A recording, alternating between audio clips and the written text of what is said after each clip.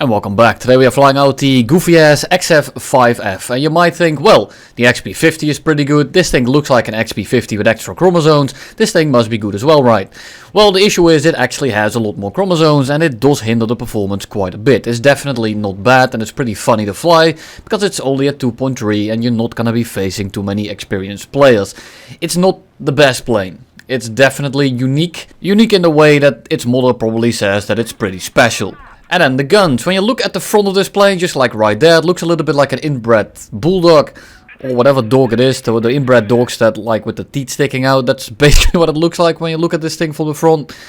And that's also what it performs like. Right now I'm diving on a group of people directly below us. We are going decently quick, we're going about 600 kilometers an hour. And I'm just pitching in. I break off, I'm not going to get a shot here. And I'm simply gonna go straight up, use all my speed, turn it into altitude and simply fly away. For now, I'm gonna be going for the Nimrod. Why is this important? Because right now I'm already only going 360 kilometers an hour and I know it's low tier. I know that the performance of these planes isn't very good. Relatively speaking, you can have a good plane, but it's not a 5.7 at the end of the day. God forbid if it was. So we go for the Nimrod, we shoot a bit at him, we miss some shots, we hit some shots, we finally get a crit in, we're compressing quite a bit, but we're going 700 and we're gonna pull out of this dive. Right now, the BF-9 on R6 is actually going quite a bit slower than us. We are outrunning him, we are gaining altitude, and I'm just going into a shallow climb to get away from all those guys and then use all the speed that I banked up to start running energy traps on these guys. The thing is, the BF-9 and it's the E7, which is also 2.3 for God knows what reason. Sure, the 109 E7 is probably one of the most busted 2.3s in the game, but the fact that we just zoomed past him going 700, go into a spiral, and that he then ends up catching us this easily, it's not so much saying that the 109E is way too good, it's more that this thing is kinda ass. Of course he has heat-seeking bullets and he then freezes all my frames. We're then gonna stall on top of him. He basically suicided for that shot. He only got a couple of hits in, but you know, low tier engines are pretty susceptible to damage. We set him on fire. And then because I'm already damaged and I'm probably not gonna survive anything, I'm gonna go for the head on here. But, I mean, bad aim, paired with bad guns and some damaged airframe is really not helping my case here. What do we do now? I mean, I'm already dead. I can try to kill the guy on my 6, it's not gonna happen, or I can try to kill as many people as I can that are directly in front of us. Both my engines are now dead, but we managed to get 3 kills. And maybe we can push ahead on with someone else, and maybe get some more out of it. This is not a winnable situation, that's not what I'm trying to show you, it was mostly about the BF-9. The fact that I can go past it, going 700 kilometers an hour, and then he ends up catching us quite easily, is just not very good. We then also hit the P66. He's actually gonna cook his engine from this and he's gonna end up crashing, but that's not really relevant now because we're dead. We don't have engines. I mean, we are completely fine to RTB right now and we probably will. I forgot to record it, however, so you just have to trust me. I'm gonna try and raid fight this P66 without any engines. We're slowly but surely keeping this guy as busy as possible. I'm just trying to pull into him, bleed him off speed, make him very susceptible to our team. And then we make a makeshift landing so we can turn our nose a little bit quicker. And then we put our nose on him and kill him. I just forgot to record it, just trust me, he died right there. And before we get into the next game here, thank you to all my patrons and to everyone looking to buy anything from the Convergence store. Yes, discount link in the description still. Still waiting for the decal, should be up this Tuesday. I can't guarantee it. But that's the outlook for now. It's actually getting pretty damn close. I don't think you'll be disappointed. I had to RTB. I then decided not to actually RTB and actually go for the fight here. There's 2v1 and with the position I'm in right now I can actually do something. We go head on with the 109E. We crit him in the head on. The 190A is also not doing very good. The nice thing about this plane is with an energy advantage it actually turns quite nicely. The issue is that if you don't have the advantage you're probably going to run out of energy before you get to do anything with it. So we hit the water on the other guy.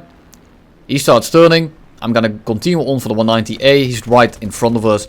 Just an easy shot. I crit him as well. The 109 then dives on us, but he's so petrified about the fact that I might be able to get a shot on him that he simply just decides he has enough and bails out of his aircraft. Thank you very much for playing the game. I'll now continue to bully the rest of your team. He could have easily killed us. He very easily could have won the match right there, but instead he bails out because he doesn't feel like it. He's playing for fun. And whenever you get a tough situation and you're playing for fun, you can't do that. So you just have to bail out and slam into the ground. Thanks for the kill, however. It makes this footage slightly more doable. Both of these planes are crit. We set the first one on fire, then we switch on over to the next guy. But in all reality, I mean, they're already crit. They're already going super slow. Just a matter of cleaning up. I just found it kind of funny that the guy simply bails out the millisecond someone has even remotely an angle on him. But yeah. Let's go on to the next match. It's Sicily. And there is quite some guys at high altitude here, which we might actually want to pay attention to. Main thing here, Yak-1B, as well as another Yak-1. I'm not sure if it's a Yak-1B for the other one. The first one is because it's the German one and it can only be one of them. So I know that one of them at least is going to be extremely dangerous. The other two are also going to be extremely dangerous because I'm flying an extra Chromosome XP-50. So the fact that we are flying this, it doesn't really matter if it's a Yak-1 or a Yak-1B. I still rather fight the regular one. But neither of those are fun to fight in this, especially when they start on your 6. You can outturn them, but you don't have the energy.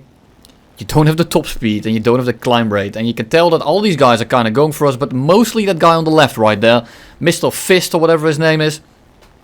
He's very hungry. These other guys are actually switching targets, going for someone else. But this guy, you could tell from the second he got on the screen that he only cared about going for us. And that's completely fine, because the other ones actually broke off from us. So it's a Yak-1B, we turn in, we dodge his shots, we're going to try to bleed some speed and instantly get on the 6. Look at my speed, I'm already going 340. It's very, very bad.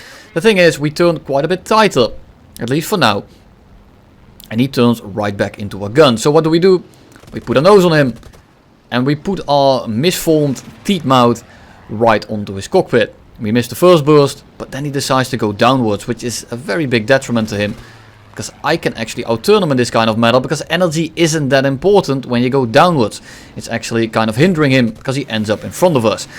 He then, again, when I'm almost stalled out, goes down again, so I can follow him by going down, put a little bit more speed in this plane, and put all that speed into the turn rate. And he then goes straight vertical. If he hadn't gone down and he had done that, I would have stalled out. The issue is he had done that. He hasn't stalled us out, and he gives us a very easy kill. He gets chewed on by a bulldog. And then we reset. We have one kill. There's still a Yak-1 above us, and the rest of the enemy team is kind of low.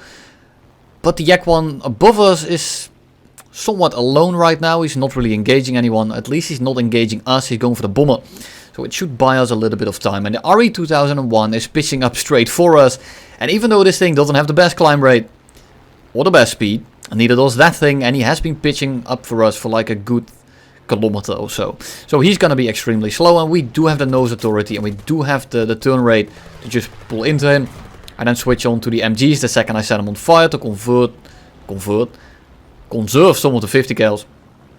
And I just want to make sure that he actually burns up, because I don't want to deal with that thing in the late game. And he does. He burns up quite nicely. Another Yak-1 goes down in the kill feed, probably a head-on. And the other Yak-1 at altitude is now being engaged by one of our P-51s, which is perfect. So now we have a little bit of breathing room to see who we want to engage. The other Yak-1 on our right got set on fire. And I just don't really know what to go for right now. I'm looking around, trying to look for targets.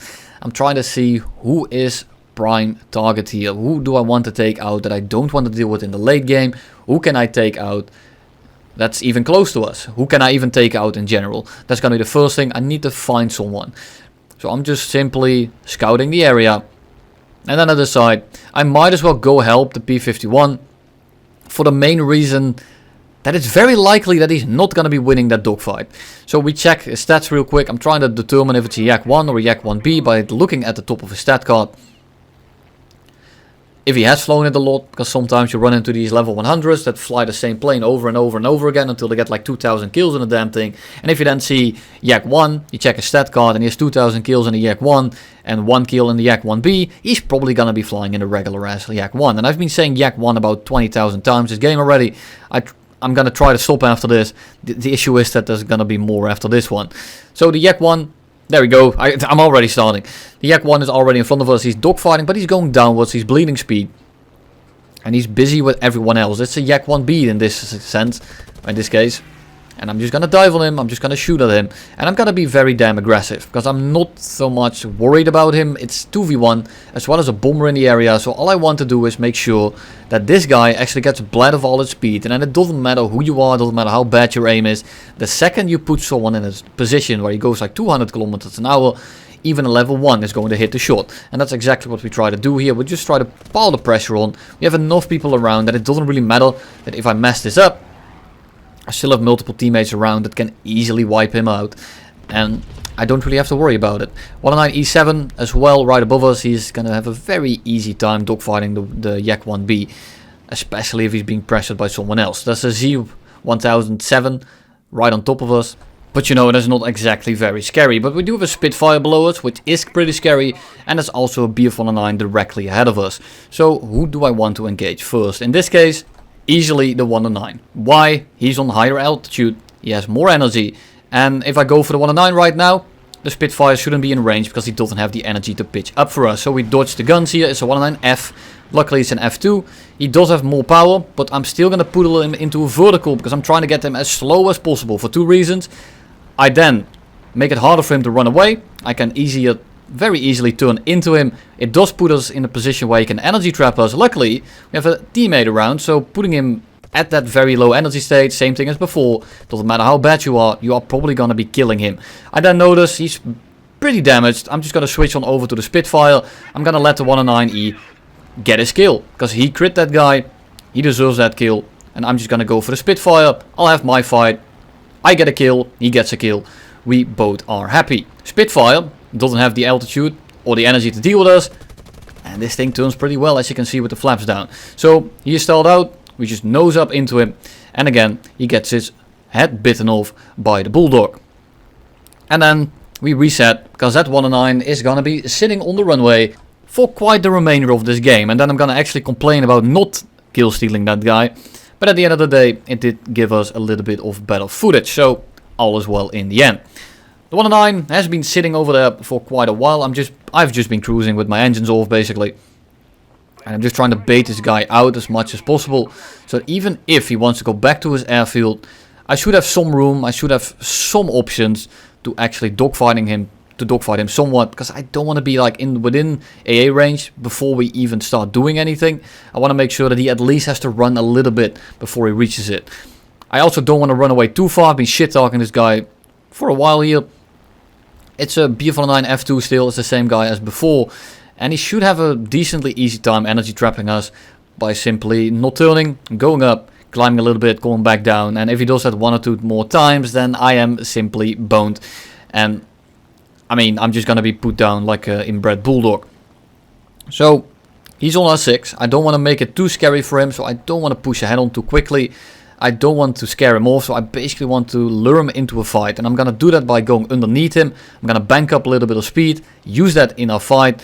And it looks like I'm more vulnerable. Even though it's actually the opposite, because it makes it a harder shot for him. He goes for us. He finally goes for us after like 5 minutes or so. And I'm not trying to get the shot right now. I'm simply trying to just cool my engines when I'm going down. Then throttle back up once we are going up. And I'm not really trying to go vertical. I'm trying to go somewhat horizontal. So I still outturn him. I don't bleed too much speed. And then I should have the angle and the opportunity to actually start shooting at him. He's only 800 meters away and he's gonna pull back in. So I'm gonna do the same thing. If he had played it a little bit differently, I would have tried to break off. But at that speed, it's gonna be a very easy shot for me. I'm just trying to go up as much as possible. Drop the flaps. Try to hover in place so he can't pull into us. And he burns up right after passing us. And he goes down and turns into a burning wreck on the scorching hot ground. How beneficial. On to the last game. Some guys ahead of us. Not much interesting stuff going on just yet. It's just the start of the game. We're climbing straight in, as we always do. Because side climbing is boring, time consuming. And probably is going to get you killed. Unless you have a squad. Because you can't really do it anymore with the enemy team being able to drain the entire field of the tickets. I'm not going to be complaining about the ticket system again. I think it needs a rework. I think it needs to be all the way around. End of the 25 minutes, who has the most points wins, not I end the match prematurely because I scored 3 goals before the enemy team did. I think that's ridiculous, but I'm not going to be going over that again. I just want to play the damn plane now. So, what do? 109 below us, he is pretty damaged. He has some leaks already. He's probably going to be burning up. I'm not really worried about him. And there's a 109 directly ahead of us. He's going to take priority. Because it looks like right now, well, when I look behind me, it also looks like this plane is absolutely hideous. But right now it looks like this is the only guy here that I can actually do anything about. And it looked like he was kind of oblivious. The issue is he actually did see us and he pulls back into the head-on. I'm going to try to dodge it. I did give him a little bit of a leak, but I think it's only a water leak. And right now he's turning right after us. But before I do anything to him, I'd rather just kill this guy real quick. Why? Because I don't want to deal with that dude together with the 109. So, the 109 goes for us. I'm just trying to dodge his shots. I just want to make sure that that biplane burns up. But now I don't really have a choice. I'm going to zero throttle and try to get in front of him. Roll around a little bit. Yes, give him both of our engines a leak, which is kind of problematic. I can kill this guy, but this plane just walks all over us in basically every regard, so it's a very annoying fight. He then just flies straight, might have passed out, but he's going to end up giving us a little bit of a shot. Very bad positioning on his end. But you can tell that I'm struggling to get my guns on him. And I'm just trying to make sure that I don't overshoot. Whatever I do, I cannot overshoot in the slightest. Because if I do, I am going to die. I then pull back in. And down he goes. We then go head on with the other 109 that comes in at the perfect time. And he also eats some shit. And he also goes back to the hangar. And now, I mean, that's basically it really. We need the RTB. We have a leaking engine. We have leaking everything. We are already pretty badly damaged. And this team is looking pretty shit. So I want to make sure that my plane is in good condition. So I can actually start engaging this and maybe turn this into like an 8-kill game. But of course, that's not allowed. And by the time we are back up in the air, the entire enemy team managed to die to nothing. Yeah. Feel free to check the stats or like the scoreboard. I don't know how they died. But 2 of them just died to nothing. 1 of them died in like a head-on. And another guy died to a bomber that you really shouldn't die to. So then we have this C202. And the C202 is a pretty shit plane as well. It doesn't turn whatsoever. And we have a shitload of energy right here. And the only thing I want to make sure is that I'm gonna kill this guy before the Spitfire does. And luckily for us, nope, not there. Just make sure we don't slam into the mountain. Yes, this is an actual mountain, not a Dutch mountain. Shut up, I don't want to hear it. That's at least 800 meters, which is absolutely massive. We then turn back down, kill the C202, and I'm gonna say see you all in the next one, when I should have a decal.